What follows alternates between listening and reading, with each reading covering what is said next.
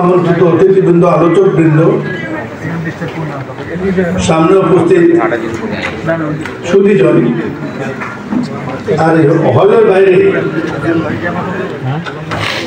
কুমিল্লার বাছাই করা বিভিন্ন দলীয় সামাজিক নেতৃবৃন্দ,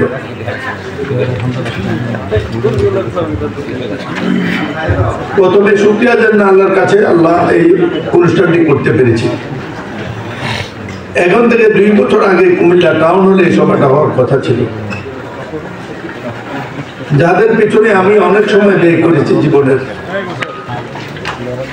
যাদেরকে আল্লাহ জন্ম দিয়েছে, বাকিটা তাদের জন্য আল্লাহর হস্তে আমি করেছি।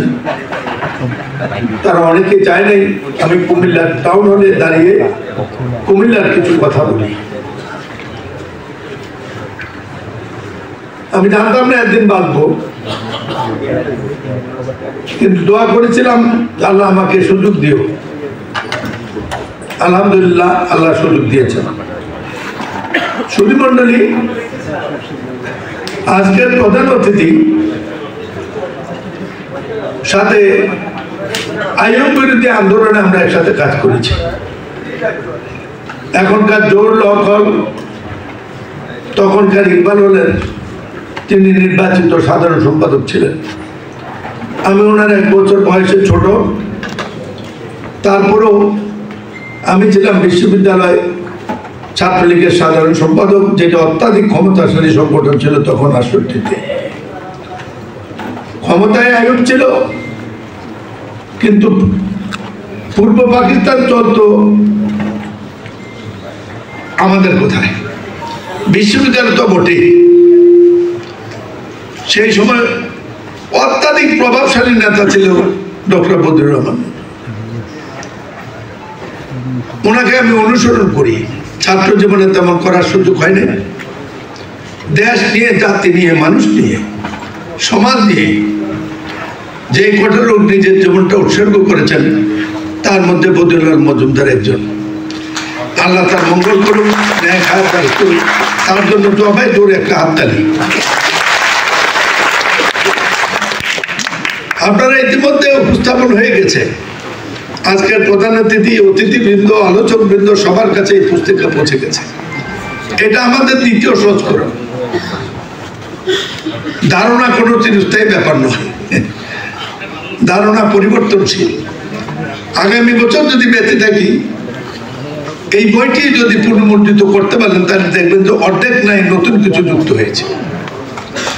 কারণ আল্লাহ আমার মাথাটা এখনো সক্রিয় রেখেছে। পুরা কথা বলতে গেলে অনেকক্ষণ সময় লাগবে। আলোচকবৃন্দ সামনে যারা আছেন, বাইরে যারা আছে, তারা সবাই জানে আমি কি বলবো। এখানে যারা আছেন, বিশেষ আয়োজন ভিতরে করা হয়েছে, আপনারা যাতে দয়া করে একটু শোনেন। সবাই কুমিল্লার লোক রইল, কার্যক্ষেত্রে কুমিল্লার বিভিন্ন শিক্ষা প্রতিষ্ঠানে আছেন, বিশ্ববিদ্যালয়ে আছেন। যে বিশ্ববিদ্যালয় আমি করেছিলাম জীবনের স্বপ্ন নিয়ে, যে 62 সালে আমাদের নেতা ব্যারিস্টার রফিকুল ইসলাম মিয়াজ ছাত্র আন্দোলনের যে বিশ্ববিদ্যালয় প্রতিষ্ঠা করেছিল, তৎকালীন প্রাদেশিক সরকার যে বিশ্ববিদ্যালয় অনুমোদন করেছিল, ফজলুল কাদের চৌধুরী কুমিল্লা থেকে যে বিশ্ববিদ্যালয় লুণ্ঠন করে নিয়ে গেছিল, 62 সাল থেকে 2004 সাল পর্যন্ত এই কুমিল্লা বিশ্ববিদ্যালয় আলোর মুখ দেখে নেয়। আমরা অনেকে মন্ত্রী হয়েছি, অনেকে এমপি হয়েছি, অনেকে চেয়ারম্যান হয়েছি, বিশ্ববিদ্যালয় আসে নাই। তা আমি যে বিশ্ববিদ্যালয় করার জন্য 4টি বছর, বিশ্ববিদ্যালয় কেউ যদি এখানে থেকে দেখেন, এই বিশ্ববিদ্যালয়ের যে অর্ডিন্যান্স, সেটা আমার অফিসে টাইপ হয়েছে, কারণ তখনও কম্পিউটার শুরু হয়নি। শিক্ষা সচিবের, সহ সচিবের অফিসে যে টাইপ মেশিন ছিল, সেটা নষ্ট ছিল। পরের দিন ক্যাবিনেট মিটিংয়ে উপস্থাপন করতে হবে, আমি ওখান থেকে নিয়ে যে টাইপ করে আবার পৌঁছে দিয়েছিলাম। এই কথা তারা এটাই বলতে চাইছি, কি আপাতমস্তক নিম্ন উঠতে কি পরিমাণ পরিশ্রম করেছি সেটা আল্লাহ জানেন। কিন্তু দুর্ভাগ্য, কুমিল্লা বিশ্ববিদ্যালয়ের অবস্থানে নাই। তারপরে শিক্ষকবৃন্দ অনেকে এখানে এসেছেন।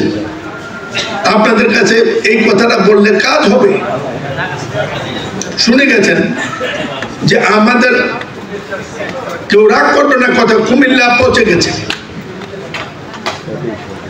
যে সফটওয়্যার কুমিল্লা আমরা ছোটকালে দেখেছি, বড় বিল্ডিং ছিল না, টিনের ঘর ছিল, বাট ইট ওয়াজ হ্যাপেন। এগুলি বলতে গেলে মাগরিব পর্যন্ত সময় লাগবে। একটা একটা করে সংক্ষেপে আমি বলে বলবো, আলোচনা আছে। ঢাকা চট্টগ্রাম মহাসড়ক পৃথিবীর 1 নম্বর মহাসড়ক। ভূগোল বলে এই রাস্তাটি ঢাকা থেকে চট্টগ্রাম পর্যন্ত economic lifeline of this reason. তারপরে দ্বিতীয় হলো এই রাস্তাটি গিয়েছে বাংলাদেশের সবচেয়ে, পৃথিবীর সবচেয়ে popular density highest of the world. এই রাস্তাটির traffic density highest of the world. দুইটা হাইস্ট অফ দ্য ওয়ার্ল্ড সত্য 88 সনের বন্যার আগ পর্যন্ত বদি ভাই এই রাস্তাটির মধ্যে কোন সরকার একটা ইটও বসায়নি। 2001 সালে দেশনেত্রী বেগম খালেদা জিয়াকে দিয়ে 4 লেন করে হলো 750 কোটি টাকার প্রকল্প।